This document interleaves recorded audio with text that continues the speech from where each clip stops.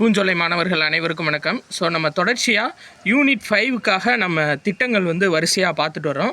So Dinamani news பேப்பருக்கான handwritten notes இன்றைக்கி part 3 பார்ப்போம். சரிங்களா? பார்ட் 1 பார்ட் 2 பார்த்தாச்சு, பார்ட் 3 பார்ப்போம். இதில் பாருங்கள், முக்கியமானது என்ன அப்படின்னா மக்களை தேடி மருத்துவம் திட்டம். சரியா? இந்த மக்களை தேடி மருத்துவம் திட்டத்துக்கு ஐநாவோட விருது கொடுத்துருக்காங்கங்க. என்ன விருது அப்படின்னா United nation integrity task force அப்படின்ற விருது. சரியா? முக்கியமாக இந்த மக்களை தேடி மருத்துவத்தோட முக்கியமான நோக்கம் என்ன அப்படின்னு சொல்லி பார்த்தீங்கன்னா தொற்றா நோய்களை கட்டுப்படுத்துவதற்கான திட்டம். சரியா? அதாவது வீட்டுக்கே போய் அவங்களுக்கு தொற்றா நோய்கள் இருந்துச்சுன்னா அதை கட்டுப்படுத்துறதுக்கான திட்டம். தொற்றும் நோய்களுக்கு இந்த திட்டம் வராது. சரியா? இந்த திட்டத்தை செயல்படுத்தினதுக்காக ஐநாவோட விருது United nation integrity task force அப்படின்ற விருது கொடுக்கப்பட்டிருக்கு. சரியா? அடுத்து முக்கியமான திட்டம் என்ன அப்படின்னு சொல்லி பார்த்தீங்கன்னா சிறுவனம் திட்டம். சிறுவனம் திட்டம் அப்படின்னா தமிழ்நாடு முழுவதும் 100 கிராமங்களை தேர்ந்தெடுத்துருவாங்க. சரிங்களா? 100 கிராமங்களை தேர்ந்தெடுத்துட்டு அங்கே ஒரு கிராமத்தில் 1 ஏக்கர் செலக்ட் பண்ணிவிட்டு அதில் கனி வகை, மரங்கள் வகை, மலர் செடிகள் இது எல்லாத்தையுமே ஃபிக்ஸ் பண்ணிடுவாங்க. யார் ஃபிக்ஸ் பண்ணுவாங்கன்னா வனத்துறை ஃபிக்ஸ் பண்ணுவாங்க. சரிங்களா? ஃபிக்ஸ் பண்ணி அது ஃபுல்லாக வளர்ந்ததுக்கப்புறம் என்ன பண்ணுவாங்க அப்படின்னா அதை உள்ளாட்சி நிர்வாகத்திட்ட கொடுத்துட்டு போயிடுவாங்க. இதை நீங்கள் மெயின்டைன் பண்ணிக்கோங்க, இதை பார்க்காக மாற்றிக்கங்க, நீங்கள் பின்னால் மாற்றி அமௌண்ட்டை வசூல் பண்ணிக்கங்க அப்படின்ற மாதிரி கொடுத்துருவாங்க. சரியா? அது பேர் தான் என்னென்னா சிறுவனம் திட்டம். அப்போ சிறுவனம் திட்டம்னா தமிழ்நாடு முழுவதும் 100 கிராமங்களை தேர்ந்தெடுத்து ஒரு கிராமத்துக்கு 1 ஏக்கர் தேர்ந்தெடுத்து அதில் மலர் செடிகள், காய்கனிகள், இந்த மரங்கள் எல்லாம் வளர்க்குறது தான் இதோட முக்கிய நோக்கம். சரிங்களா? அடுத்தது பாருங்கள், 70வது தேசிய திரைப்பட விருதுகள் கொடுத்துருக்காங்க. இந்த திரைப்பட விருதுகளில் சிறந்த திரைப்படம் எது வாங்கியிருக்கு அப்படின்னா பொன்னியின் செல்வன் திரைப்படம் மணிரத்னம். சரிங்களா? அவர் வாங்கியிருக்காரு. அடுத்து பார்த்திங்கன்னா சிறந்த பின்னணி இசை, அதுவும் பொன்னியின் செல்வன் படம் தான். வாங்கினது யார் அப்படின்னா ஏஆர் ரஹ்மான். அடுத்து பாருங்கள், சிறந்த நடிகைக்கான விருது யார் வாங்கியிருக்காங்க அப்படின்னா நித்யா மேனன் வாங்கியிருக்காங்க திருச்சிற்றம்பலம் படத்துக்காக. அடுத்து சிறந்த குழந்தை நட்சத்திரம் விருது யாருக்கு கொடுத்துருக்காங்க அப்படின்னா PK ஸ்ரீபத்து கொடுத்துருக்காங்க மாளிகாபுரம் அப்படின்ற படத்துக்காக. அதே மாதிரி பாருங்கள், சிவகங்கை மாவட்டத்தில் கிபி 13ஆம் நூற்றாண்டுக்கான ஆசிரியம் கல்வெட்டு கண்டுபிடிச்சிருக்காங்க. ஆசிரியம் கல்வெட்டு அப்படின்னா இதோட சிறப்பு என்ன அப்படின்னு சொல்லி பார்த்தீங்கன்னா ஒரு அரசர் மக்களுக்கு தானம் தர்மம் இதெல்லாம் கொடுத்து அவங்கள காக்கிறது, அவங்களுக்கு அடைக்கலம் கொடுத்து பாதுகாப்பு கொடுக்கறது தான் இந்த ஆசிரியம் கல்வெட்டோட ஒரு முக்கிய இது. சரிங்களா? இது எங்கே கிடச்சிருக்குன்னா சிவகங்கை மாவட்டம் கொல்லங்குடியில் கிடச்சிருக்கு. சரியா? அப்போது கண்டிப்பாக கேட்பாங்க, இந்த ஆசிரியம் கல்வெட்டோட முக்கிய நோக்கம் என்னென்னா அதாவது மக்கள் அடைக்கலம் பாதுகாப்பு தேடி வந்தாங்கன்னா அவங்களுக்கு யார் அவங்களோட தேவையை நிறைவேற்றிருக்காங்களோ அந்த அரசருக்கு கொடுக்கப்படுறது தான் என்ன அப்படின்னா ஆசிரியம் கல்வெட்டு. சரியா? கூடுதலாக இந்த இன்ஃபர்மேஷன் ஞாபகம் வச்சுக்கோங்க. டேவிஸ் கோப்பை இது எதனுடன் தொடர்புடையதுன்னா டென்னிஸ் விளையாட்டு. அடுத்து தீபா கர்மாக்கர், இவங்க யாருடன் தொடர்புடையவங்க அப்படின்னா ஜிம்னாஸ்டிக் வீராங்கனை. சரியா? தீபா கர்மாக்கர் ஜிம்னாஸ்டிக் வீராங்கனை, ஜிம்னாஸ்டிக் விளையாட்டுடன் தொடர்புடையவங்க. அடுத்து பாருங்கள், பன்னர்கட்டா தேசிய உயிரியல் பூங்கா எங்கே இருக்குது அப்படின்னா கர்நாடகாவில் இருக்குது. முக்கியமான ஒரு இன்ஃபர்மேஷன். அடுத்தது இந்தது பாருங்கள், நிம்சலைட் அப்படின்ற ஒரு வழி மருந்தை தடை பண்ணியிருக்காங்க. 12 வயசு கீழே இருக்க குழந்தைகளுக்கு வழங்கக்கூடாது அப்படின்ற மாதிரி சொல்லியிருக்காங்க. சரிங்களா? அப்போ இந்த நிம்சலைட் அப்படின்னா என்னன்னு கேட்பாங்க, வழி மருந்து. சரியா? நிறையா பேர் கேட்குறீங்க, இந்த மாதிரி எடுத்துகிட்டு இருக்கும்போது குயில் கூவுது இதெல்லாம் எப்படி சார் அப்படின்னு. நான் உங்களுக்கு காட்டுறேன் பாருங்க. இதாங்க நான் எடுக்கிற இடம். சரியா? வீடியோ எடுத்துகிட்டு இருக்க இடம் எங்கள் வீட்டு மாடி. சுற்றி ஃபுல்லாக செடி தான், மரம் செடி தான். இதில் தான் குயில் இருக்குது. இப்போ நீங்கள் இது பண்ணும்போது கூட குயில் கத்திக்கிட்டு தான் இருக்குது. சரி, அதுக்குள்ளே நிறையா பறவை இருந்தால் பறக்கிறது பாருங்கள். சொல்லிகிட்டு இருக்கும்போதே நிறையா பறவைகள் இருக்குங்க. பறவைகள், அணில்கள்லாம். அதான் பேக்ரவுண்ட் மியூசிக் வந்துட்டுருக்கு. சரி, ரைட்டு, நம்ம அடுத்தது பார்ப்போம். இப்போ முக்கியமான திட்டங்கள் எல்லாம் பார்த்துட்டோம். நிம்சலைட் அப்படின்ற வழிமருந்து ரொம்ப முக்கியமானது, கண்டிப்பாக கேட்பாங்க. அடுத்து பாருங்கள், பிரதான் மந்திரி கரீப் கல்யாண் அன்ன யோஜனாங்க. சரிங்களா? பிரதான் மந்திரி கரீப் கல்யாண் அன்ன யோஜனா அப்படின்னா பிரதமரோட இலவச செறிவூட்டப்பட்ட அரிசி திட்டம். இப்போ ரீசெண்டாக 2028 வரையும் நீட்டிச்சிருக்காங்க. அதாவது இந்த இலவச அரிசி, சரியா, செறிவூட்டப்பட்ட அரிசியில் என்னென்ன சத்துக்கள் இருக்கும் அப்படின்னா இரும்பு சத்து, போலிக் அமிலம், விட்டமின் B12 இது ஃபுல்லாகவே இருக்கும். சரியா? அப்போது பிரதமரோட இலவச செறிவூட்டப்பட்ட அரிசி திட்டம் பிரதான் மந்திரி கரீப் கல்யாண் அன்ன யோஜனா. சரிங்களா? இது எந்த ஆண்டு வரை நீட்டிச்சிருக்காங்க அப்படின்னு சொல்லி கேட்பாங்க, 2028. அடுத்து பாருங்கள், குஜராத்தில் லோத்தலில் தேசிய கடல்சார் பாரம்பரிய வளாகம் வந்து ஓப்பன் பண்ண போகிறாங்க. சரியா? ஏன்னா லோத்தல் அப்படின்றது நம்ம பழங்காலத்தில் சிந்து சமவெளி நாகரிகத்திலிருந்தே வருது. அப்போ அதுக்காக தேசிய கடல்சார் பாரம்பரிய வளாகம் எங்கே அமைக்க போகிறாங்க அப்படின்னா குஜராத்தில் லோத்தலில் அமைக்க போகிறாங்க. அடுத்து பாருங்கள், யூனிட் 5க்கான முக்கியதுங்க. இந்த சைடில் U5 அப்படின்னு எழுதியிருந்தாவே யூனிட் 5ன்னு ஞாபகம் வச்சுக்கோங்க. சரிங்களா? அப்போ யூனிட் 5ல் PLI அப்படின்னு சொல்லிட்டு ஒரு ஸ்கீம் கொண்டு வந்திருக்காங்க. அப்படின்னா என்னென்னா ப்ரொடக்ஷன் லிங்க்டு இன்சென்டிவ் ஸ்கீம். அது பேர் ப்ரொடக்ஷன் லிங்க்டு இன்சென்டிவ் ஸ்கீம். இது எதுக்காக அப்படின்னா 2021-22 இந்த ஸ்கீம் கொண்டு வந்திருக்காங்க. அதாவது புதிய ட்ரோன்கள் யார் வடிவமைச்சாங்க அப்படின்னா அவங்களுக்கு 120 கோடி ரூபாய் வரை ஊக்கத்தொகை கொடுக்குறது. சரியா? மொத்தமாக எல்லாத்துக்கும் சேர்த்து 120 கோடி ரூபா வரை ஊக்கத்தொகை கொடுக்கணும் அப்படின்ற மாதிரி பேசியிருக்காங்க. அப்போ இந்த PLIயோட ஃபுல் ஃபார்ம் என்னன்னு கேட்பாங்க. PLIயோட ஃபுல் ஃபார்ம் வந்து ப்ரொடக்ஷன் லிங்க்டு இன்சென்டிவ் ஸ்கீம். எதுக்காக அப்படின்னா ட்ரோன்களை வடிவமைக்கிறதுக்காக. அடுத்து யூனிட் 5 வந்து நம்மளுக்கு ஒரு முக்கியமான இன்ஃபர்மேஷனுங்க. ரொம்ப ரொம்ப முக்கியமான இன்ஃபர்மேஷன் என்ன அப்படின்னு சொல்லி பார்த்தீங்கன்னா, பூலித்தேவரோட படை தளபதி வெண்ணி காலாடி அப்படின்றவருக்கு நெற்கட்டும் செவலில் சிலை வச்சுருக்காங்க தென்காசி மாவட்டம். ரொம்ப முக்கியமானது. பூலித்தேவரோட தளபதி வெண்ணி காலாடி அவருக்கு எங்கே சிலை வச்சுருக்காங்கன்னா தென்காசி மாவட்டம் நெற்கட்டும் செவலில். அடுத்து வேலு நாச்சியார் அவங்களோட படை தளபதி குயிலி, நம்மளுக்கு தெரியும், ஸ்கூல் புக்லேயே இருக்காங்க. அவங்களுக்கு சிவகங்கை மாவட்டம் ராக்கினிப்பட்டியில் வந்து பார்த்தீங்க அப்படின்னா சிலை வச்சுருக்காங்க. அடுத்து கட்டபொம்மனோட படைத்தளபதி மலையாண்டி வெங்கிடுபதி எத்திலப்ப நாயக்கர். சரியா? மலையாண்டி வெங்கிடுபதி எத்திலப்ப நாயக்கர் அவருக்கு வந்து பார்த்தீங்கன்னா உடுமலைப்பேட்டை திருப்பூரில் வந்து பார்த்தீங்கன்னா சிலை வச்சுருக்காங்க. இது 3 ரொம்ப முக்கியமானது. அடுத்து பாருங்கள், இந்த அமைதிக்கான நோபல் பரிசு யாருக்கு கொடுத்துருக்காங்கன்னா நிஹோன் ஹிட்டோங்கியோ அப்படின்ற அமைப்புக்காக ஹிரோஷிமா நாகசாகியில் பாதிக்கப்பட்டவங்களுக்காக உதவுற இந்த அமைப்பு ஜப்பானில் இருக்குது. சரியா? அப்போ அமைதிக்கான நோபல் பரிசு யாருக்கு கொடுத்துருக்காங்கன்னா நிஹோன் ஹிட்டோங்கியோ அப்படின்ற அமைப்பு. சரிங்களா? அடுத்து பாருங்கள், சர்வதேச பட்டினி குறியீடு ரொம்ப முக்கியங்க. சர்வதேச பட்டினி குறியீடில் 127 நாடில் இந்தியா வந்து 105வது இடத்துல இருக்குது. அதான் மெயின். சரியா? மொத்தம் 127 நாடுகள் இருக்குது. அதில் 105வது இடத்துல இந்தியா இருக்குது. ஆக்சுவலாக 0 to 100 வரையும் கணக்கிடுவாங்க. 0ல் இருந்தால் அந்த நாடு நல்ல நாடு. சரிங்களா? நம்பர் இன்க்ரீஸ் ஆக அந்த நாடு வறுமையில் பட்டினியில் இருக்குது அப்படின்னு சொல்லி அர்த்தம். சரியா? அதுபடி 127வது இடத்துல இருக்குது. இந்தியாவுக்கு 27.3 பாயிண்ட் கொடுத்துருக்காங்க. கடைசி இடத்துல இருக்கிறது எது அப்படின்னா சொமாலியா. சரியா? இதுதாங்க. சரி, ரைட். இதான் முக்கியமானது. முதல் இடத்துல இருக்க நாடுகள், முதல் இடத்துல மொத்தம் 22 நாடுகள் இருக்குது. அதில் முக்கியமானது என்ன அப்படின்னா சீனா, ரஷ்யா, குவைத். சரியா? அடுத்து 2030 பூஜ்ஜிய பட்டினி அடைதல் அப்படின்ற இலக்கை வந்து கொண்டு வரணும் அப்படின்னு ஐநா தீர்மானிச்சிருக்காங்க. ஸோ இது கட்டாயம் கேட்கலாம். எந்த ஆண்டு பூஜ்ஜிய பட்டினி குறியீட்டை அடையணும் அப்படின்னு சொல்லி கேட்டிருக்காங்க அப்படின்னா 2030. சரியா? சரி, ரைட்டுங்க. அடுத்து இது முக்கியமான ஸ்கீம் என்ன அப்படின்னா, அதாவது உத்வேகம் திட்டம் அப்படின்னு சொல்லி 2021 வந்து கொண்டு வந்திருந்தாங்க.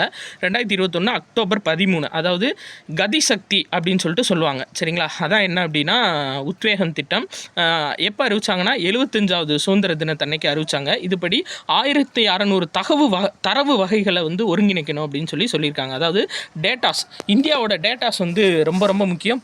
பொதுவாக மக்களோட டேட்டா. ஏன்னா ஒரு திட்டம் வந்து கொண்டு வர போகிறாங்க அப்படின்னா அந்த திட்டத்தில் வந்து யாரெல்லாம் பயனாளர்கள் அப்படின்றத இன்ஃபர்மேஷன் இருந்தால் தான் நம்ம கண்டுபிடிக்க முடியும். ஸோ அந்த இன்ஃபர்மேஷன், அந்த தரவை வந்து எதை பேஸ் பண்ணி உருவாக்க போகிறாங்க அப்படின்னா உத்வேகம் திட்டத்தை பேஸ் பண்ணி உருவாக்க போகிறாங்க. அடுத்து இந்த பாருங்களேன், ரொம்ப முக்கியமானது. நம்ம யூனிட் 5ல் வந்துட்டு பார்த்தீங்க அப்படின்னா அந்த டெக்னாலஜி ஓரியன்டான கொஸ்டின்ஸ் வந்து கேட்பாங்க மின் ஆளுகையில். அதில் இது கேட்கலாம். மழைக்காலத்தில் பொதுமக்களுக்கான உதவி எண் என்ன அப்படின்னா 1913ங்க. ரொம்ப முக்கியமானது. மழைக்காலத்தில் பொதுமக்களுக்கான உதவி எண் என்ன அப்படின்னா 1913. அடுத்து இந்ததுங்க, 2023 தேசிய தண்ணீர் விருது வந்து வழங்கப்பட்டிருக்கு. சரியா?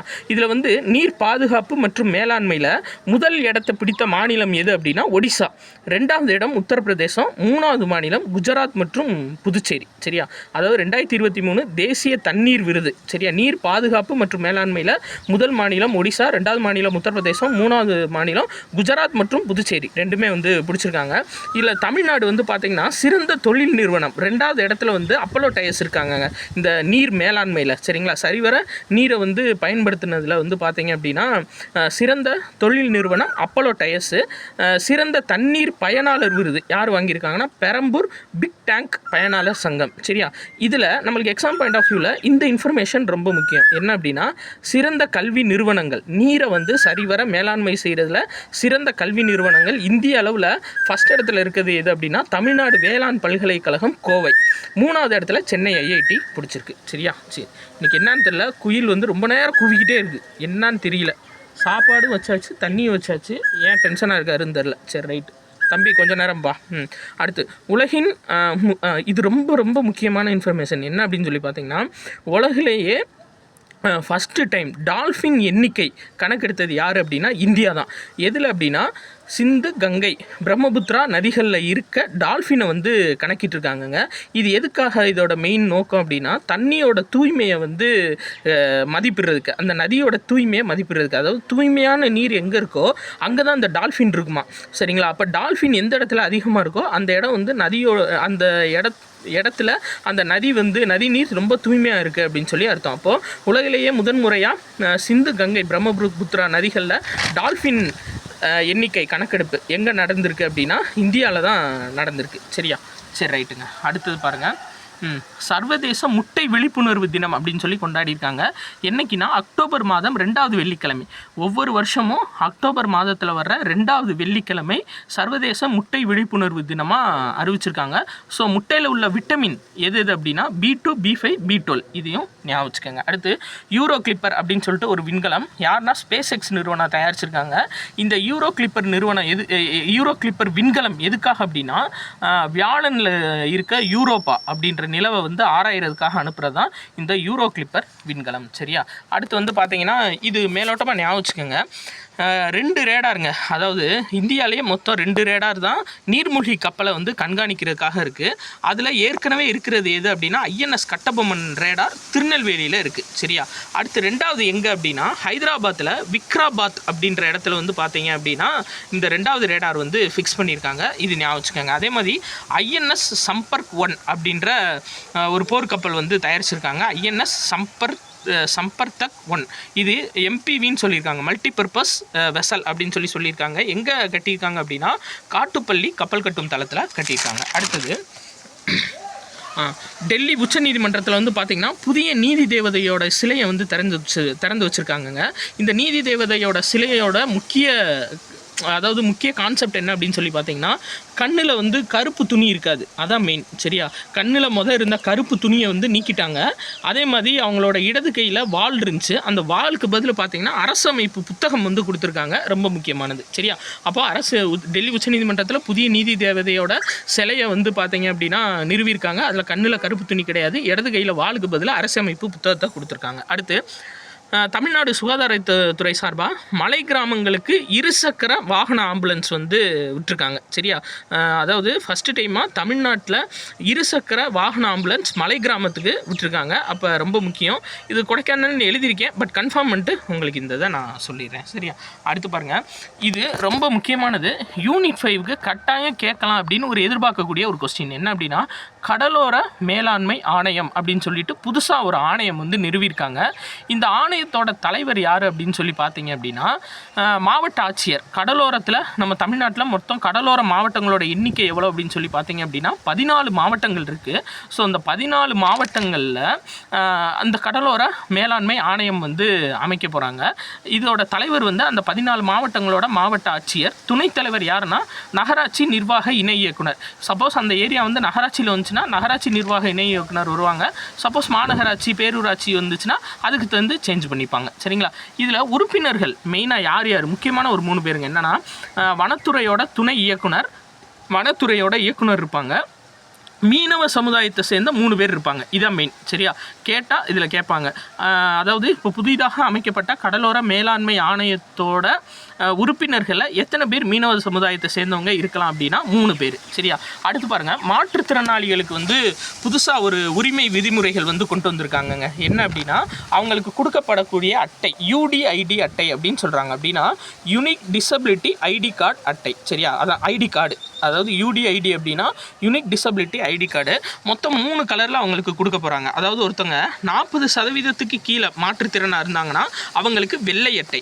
அதே மாதிரி 40லிருந்து 79% வரை மாற்றுத்திறன் உடையவங்களாக இருந்தாங்கன்னா மஞ்சள் அட்டை. 80% மேலே நீல அட்டை. இது 3 முக்கியம். 40% கீழேனா வெள்ளை அட்டை, 40 முதல் 79% மஞ்சள் அட்டை, 80% மேலே மாற்றுத்திறன் உடையவங்க அப்படின்னா நீல அட்டை. இந்த 3ம் கொடுக்க போகிறாங்க. அடுத்து பாருங்கள், இந்ததுங்க மதுரை மாவட்ட வளாகத்தில் வந்து பார்த்திங்கன்னா நீதித்துறை சார்ந்த கட்டணமில்லா உதவி எண் வந்து அறிவிச்சிருக்காங்க. அது என்னென்னா 15-100 இப்படி ஞாபகம் வச்சுக்கோங்க. அதாவது போலீஸ்க்கு 100 நம்மளுக்கு தெரியும், முன்னாடி ஒரு 15 சேர்த்துக்கிட்டீங்க அப்படின்னா நீதித்துறை சார்ந்த கட்டணமில்லா உதவி எண். ரொம்ப முக்கியமானது, ஞாபகம் வச்சுக்கோங்க. சரிங்களா? அடுத்து இந்தது முக்கியமானதுங்க. என்ன அப்படின்னா வனவிலங்குகளுக்கான குளிர்கால மேலாண்மை திட்டம். இதை யார் அறிவிச்சிருக்காங்க அப்படின்னா டெல்லி தேசிய உயிரியல் பூங்கா வந்து ஆரம்பிச்சிருக்காங்க. சரியா? அதாவது வனவிலங்குகள் வந்து குளிர்காலத்தில் ரொம்ப அதிகமாக பாதிக்கப்படுது. ஸோ அந்த குளிர்காலத்தில் வனவிலங்குகளை எப்படி பாதுகாக்கலாம், அந்த பாதிப்புலேருந்து எப்படி மீட்டெடுத்து பாதுகாக்கலாம் அப்படின்னு சொல்லி கொண்டு வந்த திட்டம் தான் அந்த வனவிலங்கு குளிர்கால மேலாண்மை திட்டம். ஸோ குளிர்காலம் அப்படின்னாவே நம்மளுக்கு ஹிமாச்சல் பிரதேசம் இல்லை ஜம்மு காஷ்மீர் இப்படி வைப்பாங்க. சரிங்களா? நம்ம மாற்றி அடிச்சிடக்கூடாது. எங்கன்னா டெல்லி தேசிய உயிரியல் பூங்கா. சரி, அடுத்தது பாருங்கள், முத்ரா திட்டம் திரும்ப வந்ததுங்க. சரியா? திரும்ப நம்ம நியூஸ் பேப்பரில் வந்தது. திரும்ப ஒரு தடவை பார்த்துருவோம் முத்ரா திட்டம். சரியா? இந்த முத்ரா திட்டத்தோட மெயின் நோக்கம் என்ன அப்படின்னு சொல்லி பார்த்தீங்கன்னா இதுதாங்க நம்ம இப்போ ரீசெண்டாக பார்க்க வேண்டியது, சிசு கிஷோர் தருண். சரியா? இப்போ தருண் ப்ளஸ்ன்னு கொண்டு வந்திருக்காங்க. 10 லட்சமாக இருந்த கடன் தொகை வந்து பார்த்தீங்க அப்படின்னா 20 லட்சமாக உயர்த்தியிருக்காங்க. சரியா? ரொம்ப முக்கியமானது. அதில் சிசு அப்படின்ற ப்ராசஸில் வந்து பார்த்தீங்கன்னா 50,000 வரை கடன் வாங்கிக்கலாம். கிஷோர் அப்படின்றதுல 50,000லேருந்து 5 லட்சம் வரை கடன் வாங்கிக்கலாம். தருணில் வந்து பார்த்தீங்கன்னா 5லேருந்து 10 லட்சம் ரூபாய் வரை கடன் வாங்கியிருக்கலாம். சரிங்களா? இப்போது இந்த தருண் ப்ளஸ் வந்து பார்த்தீங்க அப்படின்னா 10 லட்சத்துலேருந்து 20 லட்ச ரூபா வரையும் கடன் வாங்கியிருக்கலாம்.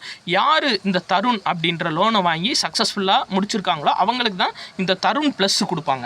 அதே மாதிரி பாருங்கள், இது யூனிட் 5 சார்ந்த ஒரு முக்கியமான கொஸ்டின். என்னென்னா டூரிசத்தை டெவலப் பண்ணுறதுக்காக மலையேற்றத்துக்கு தனி இணையதளம் கொடுத்துருக்காங்கங்க. மொத்தம் 14 மாவட்டங்களில் வந்து பார்த்தீங்கன்னா இந்த மலையேற்ற பாதைகள் 40 மலையேற்ற பாதைகளுக்கு பெர்மிஷன் கொடுத்துருக்காங்க.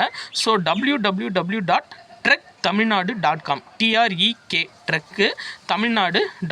அப்படின்ற வெப்சைட்டில் போய் பதிவு பண்ணிக்கலாம். சரி, அப்போ இது மின்னாளுகை சார்ந்த ஒரு இன்ஃபர்மேஷன். அடுத்தது பாருங்கள், இந்த இது ஒரு முக்கியமானதுங்க. என்னென்னா வயதை தீர்மானிக்கும் ஆவணம் ஆதார் கிடையாது அப்படின்னு சொல்லி உச்சநீதிமன்றம் உத்தரவிட்டிருக்காங்க. ஒருத்தவங்க ஆதார் கார்டை வச்சு இதுதான் அவங்க வயசுன்னு கன்ஃபார்ம் பண்ண கூடாதுன்னு சொல்லியிருக்காங்க.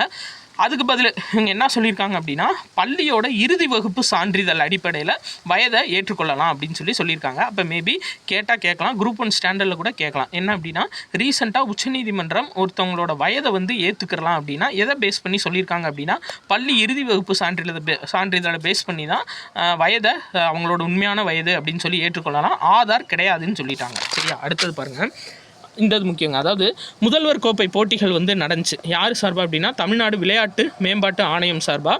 இதில் முதல் இடத்தை பிடிச்ச மாநிலம் எது அப்படின்னா சென்னை, 2வது இடம் செங்கல்பட்டு, 3வது இடம் கோவை. சரியா? இது எங்கே நடைபெற்றுச்சு அப்படின்னா சென்னை ஜவஹர்லால் நேரு உள்விளையாட்டு அரங்கத்தில் நடைபெற்றது.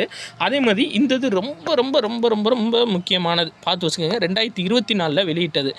நாட்டில் காற்று மாசு குறைவான நகரம், இந்தியாவிலேயே காற்று மாசு குறைவான நகரம் எங்கே இருக்குது அப்படின்னா நம்ம தமிழ்நாட்டில் திருச்சியில் பல்கலைப்பேரூர் அப்படின்ற ஊர் தான். சரியா? தமிழ்நாட்டில் திருச்சியில் பல்கலைப்பேரூர் அப்படின்ற ஊர் தான் நம்ம இந்தியாவிலே காற்று மாசு குறைவான நகரம். 2வது இடம் எதுன்னு சொல்லி பார்த்தீங்கன்னா ஒடிசாவில் பாலாசோர். 3வது வந்து பார்த்தீங்கன்னா மிசோரத்தோட ஐஸ்வால், அதோட கேபிட்டல். மிசோரத்தோட கேபிட்டல் ஐஸ்வால். அதே மாதிரி 10 இடத்துல 3 இடங்கள் வந்து பார்த்தீங்கன்னா இருக்குங்க தமிழ்நாட்டிலேருந்து. முதல் இடம் திருச்சி, அந்த பல்கலைப்பேரூர். 2வது இடம் எது பார்த்தீங்க அப்படி, அதாவது 4வது இடத்துல எது இருக்குதுன்னு பார்த்தீங்கன்னா ராமநாதபுரம் மாவட்டம் இருக்குது. 7வது இடத்துல மதுரை, அதாவது மாவட்டம் கிடையாது, ராமநாதபுரம் நகரமும் மதுரை நகரமும் இருக்குது. சரியா? ரொம்ப முக்கியமான ஒரு இன்ஃபர்மேஷன். அப்போ அதிகமாக காற்று மாசுதால் பாதிக்கப்படக்கூடிய நகரங்கள் எது அப்படின்னா ஃபஸ்ட்டு டெல்லி, 2வது உத்தரப்பிரதேசத்தில் மீரட்டு, 3வது உத்தரப்பிரதேசத்தில் காசியாபாத். சரியா? அடுத்தது இந்த இது முக்கியமானது என்ன அப்படின்னா, குஜராத் வதோதரா நகரில் வந்து பார்த்தீங்கன்னா டாட்டா இராணுவ விமான தயாரிப்பு ஆலை வந்து ஒன்று ஓப்பன் பண்ணியிருக்காங்க. இதுக்கு வந்து ஏர்பஸ் நிறுவனம் ஒப்பந்தம் பண்ணியிருக்காங்கங்க. ரொம்ப முக்கியமானது. ஏன்னா மிகப்பெரிய ஃப்ளைட்டை வந்து தயாரிக்கிறது, அதாவது பெரிய பெரிய பாடியோட இருக்க ஃப்ளைட்டை வந்து தயாரிக்கிறது யார் அப்படின்னா இந்த ஏர்பஸ் நிறுவனம். இவங்க டாட்டாவோட ஒப்பந்தம் செஞ்சு குஜராத்தில் வதோதரா நகரில் வந்து பார்த்தீங்க அப்படின்னா விமான தயாரிப்பு ஆலை வந்து கொண்டு வர போகிறாங்க. அதோட மாடல் என்னென்னா C295 அப்படின்னு சொல்லியிருக்காங்க. சரியா, அடுத்தது முதல் விமானம் 2026 ரிலீஸ் ஆகும்னு சொல்லியிருக்காங்க. அடுத்து யூனிட் 5க்கான ஒரு இன்ஃபர்மேஷன். சரியா, யூனிட் 5 சார்ந்து நிறைய இன்ஃபர்மேஷன் இருக்குங்க இந்த தடவை. அதனால் ரொம்ப முக்கியமாக பார்த்துக்கங்க இந்த வீடியோவை. உங்கள் ஃப்ரெண்ட்ஸுக்கும் ஷேர் பண்ணிடுங்க. ஏன்னா நிறையா பேர் கேட்டுட்ருக்காங்க. சரிங்களா, நான் சொல்லும்போதே அப்படியா சார் அப்லோட் பண்ணியிருக்கீங்களா, என்ன சொல்கிறீங்கன்னு கேட்குறாங்க. சரிங்களா, அதனால் உங்கள் ஃப்ரெண்ட்ஸ் யாரும் தேவைப்பட்டுச்சுன்னா நீங்கள் ஷேர் பண்ணுங்கள். அதாவது பாதம் பாதுகாப்பும் திட்டம்ங்க. பாதம் பாதுகாப்பும் திட்டம் எதுக்காக அப்படின்னா 80 லட்சம் பேர் சர்க்கரை நோயால் பாதிக்கப்பட்டிருக்காங்க. சரியா, மொத்தம் தமிழ்நாட்டில் 80 லட்சம் பேர் சர்க்கரை நோயால் பாதிக்கப்பட்டிருக்காங்க. இந்திய அளவில் 10 கோடி பேர் பாதிக்கப்பட்டிருக்காங்க. இவங்களுக்கு மெயினாக வந்து பாதிப்பு எதில் ஏற்படுது அப்படின்னா அந்த பாதங்களில் தான் ஏற்படுது இந்த சர்க்கரை நோயில் வந்து பாதிக்கப்பட்டவங்களுக்கு. ஸோ அவங்கள வந்து வீட்டுக்கே போய் அவங்க கால்களை வந்து செக் பண்ணுறது தான். அந்த பாதம் வந்து எப்படி இருக்குது, ஒரு வேளை பாதிக்கப்படுற மாதிரி இருந்துச்சுன்னா முன்கூட்டியே அவங்களுக்கு அதுக்கான சிகிச்சை அளிக்கிறது தான் அந்த பாதம் பாதுகாப்பும் திட்டம். எந்த திட்டத்துக்கு கீழே இதை செயல்படுத்த போகிறாங்க அப்படின்னா மக்களை தேடி மருத்துவம் திட்டத்துக்கு கீழே செயல்படுத்த போகிறாங்க. அதான் மெயின். சரியா, நம்ம ஏற்கனவே பார்த்தோம் மக்களை தேடி மருத்துவம் திட்டம் அப்படின்னா தொற்றா நோய்கள் வந்து பார்த்தீங்கன்னா சரி பண்ணுறதுக்காக கொண்டு வந்து தான் மக்களை தேடி மருத்துவம். ஸோ அதை பேஸ் பண்ணி தான் வந்து பார்த்தீங்கன்னா இந்த பாதம் பாதுகாப்பும் திட்டமும் கொண்டு வர போகிறாங்க. அதே மாதிரி நான் ஏற்கனவே சொன்னதான், வெப்ப அலைவீச்சை வந்து மாநிலம் சார்ந்த பேரிடராக அறிவித்த மாநிலம் எது அப்படின்னா தமிழ்நாடு. சரியா, அதாவது இது தமிழ்நாடு அறிவிச்சிருக்காங்க. இப்படி ஞாபகம் வச்சுக்கோங்க, தமிழ்நாடு தற்போது எதை மாநிலம் சார்ந்த பேரிடராக அறிவிச்சாங்க அப்படின்னா வெப்ப அலைவீச்சு, எதை அறிவிக்கை செய்யப்பட்ட பாதிப்பை அறிவிச்சாங்க அப்படின்னா பாம்பு கடி. இது ரெண்டும் ரொம்ப ரொம்ப ரொம்ப முக்கியமான ஒரு இன்ஃபர்மேஷன். சரியா, யூனிட் 5க்கான இன்ஃபர்மேஷன். நம்மளுக்கு பேரிடர் மேலாண்மைன்னு சொல்லிட்டு ஜாகிரஃபிலையுமே ஒரு இன்ஃபர்மேஷன் இருக்குது, சிலபஸில் ஒரு இது இருக்குது. சரியா, அதனால் அதை பார்த்துக்கோங்க. திரும்ப 2வது வந்துருச்சு பார்த்தீங்களா, போன வீடியோலேயே பார்த்தோம் ஆயுஷ்மான் பாரத் திட்டம். சரியா, அதாவது கண்டிப்பாக இது கேட்கலான்ற ஒரு ஐடியாவில் இருக்கேன் நான். சரிங்களா, உறுதியாக மேபி கேட்கலாம். ஏன் அப்படின்னா அதாவது ஃபஸ்ட்டு டைமாக இந்தியாவிலே 70 வயதுக்கு மேற்பட்ட மக்களுக்கும் மருத்துவ காப்பீடு வழங்குகிற திட்டம் இந்த ஆயுஷ்மான் பாரத் திட்டம். சரியா, மருத்துவ காப்பீடுனாவே நான் ஏற்கனவே சொன்ன மாதிரி தான் 60 வயசுக்கு மேலே போனாவே எந்த இன்சூரன்ஸ் கம்பெனியும் யோசிப்பாங்க. பட் 70 வயசில் அதுக்கு மேற்பட்ட மக்களுக்கும் மருத்துவ காப்பீடு எந்த திட்டத்தின் மூலியமாக வழங்க போகிறாங்க அப்படின்னா ஆயுஷ்மான் பாரத் திட்டம் மூலியமாக. சரியா, 5 லட்சம் வரை இதில் வந்து பார்த்தீங்க அப்படின்னா நம்ம சிகிச்சை எடுத்துக்கலாம் அப்படின்ற மாதிரி சொல்லியிருக்காங்க. அடுத்து பாருங்கள், ரோஜ்கர் மேளா. அதாவது ரோஜ்கர் மேளா அப்படின்னா என்னென்னா இளைஞர்களுக்கு மத்திய அரசில் பல்வேறு துறைகளில் பணி நியமனம் வழங்குகிற நிகழ்ச்சி தான் ரோஜ்கர் மேளா. அதை ஞாபகம் வச்சுக்கோங்க. அதே மாதிரி கபீர் புரஸ்கார் விருது யாருக்கு கொடுப்பாங்க அப்படின்னா சமுதாய நல்லிணக்கத்துக்காக யார் பாடுபட்டிருக்காங்களோ அவங்களுக்கு கொடுக்குறது தான் கபீர் புரஸ்கார் விருது. ஸோ அந்தந்த மாநில முதல்வர்களால் குடியரசு தின விழாவில் வழங்கப்படும். ஓகேங்க, அடுத்து பாருங்கள், இந்த கலைஞரோட வேளாண் வளர்ச்சி திட்டம். சரியா, இந்த திட்டம் ரொம்ப முக்கியமானது. ஏன்னா நம்ம டிஎன்பிஎஸ்சி ஓல்டு கொஸ்டினில் ஒரு தடவை கேட்டிருக்காங்க. இதில் என்ன கேட்டிருக்காங்க அப்படின்னா இதில் வந்து ஒரு முக்கியமான ஒரு 8 பாயிண்ட்ஸ் இருக்குங்க. இந்த 8 பாயிண்ட்ஸ் வந்து பார்த்திங்கன்னா இந்த 8 பாயிண்ட்ஸில் 3 பாயிண்ட் எடுத்து உள்ளே வச்சுட்டு ஒரு பாயிண்ட்டை டிஃப்ரெண்ட்டாக கொடுத்துட்டு இது கரெக்டாக தப்பா, இதில் எது தப்பு அப்படின்னு கேட்டிருந்தாங்க. அவங்க டிஃப்ரெண்ட்டாக கொடுத்த பாயிண்ட் என்ன அப்படின்னா வீரிய விதைகளை அறிமுகம் செய்தல்னு கொடுத்துருந்தாங்க. அது வந்து தவறு, நம்மளுக்கு தெரியும். ஏன்னா வீரிய விதைகளை அறிமுகம் செய்கிறது எல்லாமே ஐகார் தான். சரியா, Indian Council of Agriculture and Research தான். இருந்தாலும் நம்மளுக்கு இந்த 8 பாயிண்ட் வந்து ரொம்ப ரொம்ப முக்கியமானது. அதை ஒரு தடவை நம்ம பார்த்துருவோம். சரியா, அதாவது ஒருங்கிணைந்த வேளாண் வளர்ச்சி திட்டம், கலைஞரின் அனைத்து கிராம ஒருங்கிணைந்த வேளாண் வளர்ச்சி திட்டம். இந்த திட்டத்தோட நோக்கம் என்னென்னா ஃபஸ்ட்டு கிராமத்தில் உள்ள தரிசு நிலங்களை வந்து சாகுபடிக்கு கொண்டு வர்றது. இதுதான் அதுலேயும் ஆப்ஷன் ஏல வச்சுருந்தாங்க. சரியா, அப்போது ஃபஸ்ட்டு கிராமத்தில் உள்ள தரிசு நிலங்களை சாகுபடி கொண்டு வர்றது ஃபஸ்ட்டு பாயிண்ட்டு. அடுத்து பாருங்கள், நீர்வள ஆதாரங்களை பெருக்கிறது. சரியா, நிறையா கம்மாய் குளம் குட்டையெல்லாம் வழங்குற இது பெருக்கிறது. சரியா, வெட்டி வைக்கிறது. அடுத்து பாருங்கள், 3வது பாயிண்ட் மின் இணைப்புன்னு சொல்லி கொடுத்துருக்காங்க. சரியா, யாரும் அப்ளை பண்ணாங்க அப்படின்னா அவங்க விவசாய நிலத்துக்கு டக்குன்னு மின் இணைப்பு கொடுக்குறது. 4வது வந்து பார்த்தீங்க அப்படின்னா சூரிய சக்தி மோட்டார் மூலம் நுண்ணீர் பாசனம். இது ரொம்ப முக்கியமானது, சூரிய சக்தி மோட்டார் மூலம் நுண்ணீர் பாசனம். அடுத்து வேளாண் விளை பொருட்களை மதிப்பு கூட்டி விற்பனை செய்தல். இது இந்த கலைஞரோட திட்டத்தில் ரொம்ப முக்கியமான ஒரு திட்டம். சரியா, ஏன் அப்படின்னா ஒரு வேளாண் விளை பொருளை அப்படியே விற்கிறதுக்கும் அதை மதிப்பு கூட்டி ஒரு பாக்கெட் பண்ணி இல்லை வந்து கொஞ்சம் அதை ப்ராசஸ் பண்ணி விற்றோம்னா நம்மளுக்கு லாபம் கூட கிடைக்கும். அப்போது வேளாண் விளை பொருட்களை மதிப்பு கூட்டி விற்பனை செய்கிறதும் இந்த கலைஞரின் ஒருங்கிணைந்த கிராம வளர்ச்சி திட்டத்தோட முக்கிய நோக்கம். அடுத்து நிறைய பண்ணை குட்டைகள் அமைத்தல், அங்கங்கே சின்ன சின்ன பண்ணை குட்டைகள் நிறைய அமைக்கிறது. பால் உற்பத்தியை பெருக்குதல். அப்போது யோசிச்சு பாருங்கள், வேளாண்னே நம்ம வெறுமனை இது மட்டும் நினச்சிடக்கூடாது, எது நம்மளுக்கு வந்து பயிர் வகைகள் மட்டும் நினச்சிடக்கூடாது. வெண்மை புரட்சி மாதிரியும் வருது, பால் உற்பத்தியை பெருக்கிறதும் இதில் வருது. அதே மாதிரி உலர்கலங்கள் சேமிப்பு கிடங்குகளை அமைத்தல். சரியா? அப்போ உலர்கிடங்குகள் நிறையாவும் சேமிப்பு கிடங்குகளும் நிறையா அமைக்கிறது தான் இதோட முக்கிய நோக்கம். சரியா? அதே மாதிரி மத்திய உள்துறை அமைச்சர் வந்து பார்த்திங்கன்னா திறன் பதக்கம் கொடுத்துருக்காங்க. ஸோ தமிழ்நாட்டில் 7 பேர்த்துக்கு கொடுத்துருக்காங்க திறன் பதக்கம் விருது. அதில் முக்கியமான ஒருத்தவங்க யாருன்னு பார்த்தீங்கன்னா எஸ்பி வந்திதா பாண்டே. சரிங்களா? புதுக்கோட்டை மாவட்ட எஸ்பியாக இருந்தாங்க.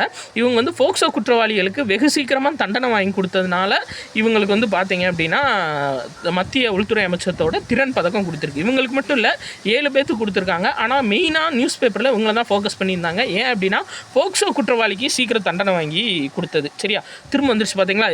புதிய எழுத்தறிவு இன்னும் 2 பாயிண்ட் தான் இருக்குது. அதை பார்த்துட்டு இந்த வீடியோவை நம்ம க்ளோஸ் பண்ணிக்கலாம். அடுத்த பகுதியில் அடுத்தது பார்க்கலாம். சரிங்களா? 4வது பகுதியில் அடுத்தது பார்க்கலாம். 3வது பகுதியில் இந்த 2 தான் பார்த்துருவோம். அதாவது என்ன அப்படின்னா புதிய எழுத்தறிவு பாரத திட்டங்க.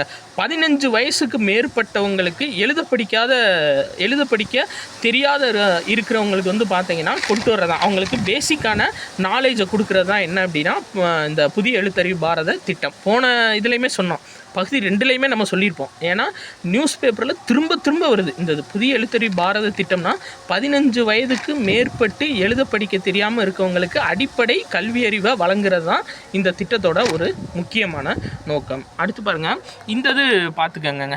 ஆஸ்மி அப்படின்னா என்னன்னு கேட்பாங்க. மெயினாக யூனிஃபார்ம் சர்வீஸு.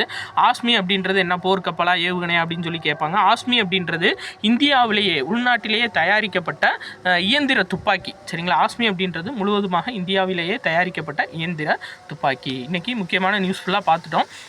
இன்னும் வந்து இப்போ தான் நம்ம நவம்பர் மந்த்து 4ஆம் தேதி வந்துட்ருக்கோம். சரிங்களா?